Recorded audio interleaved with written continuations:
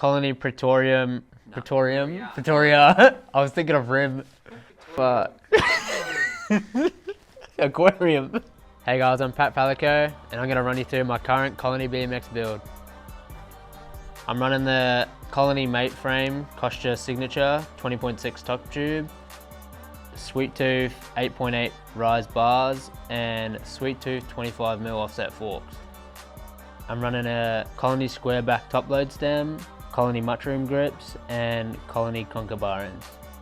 I'm running the Colony Venator cranks 165, Colony Fantastic pedals with gold axles, and a Colony Blaster Sprocket 28 tooth.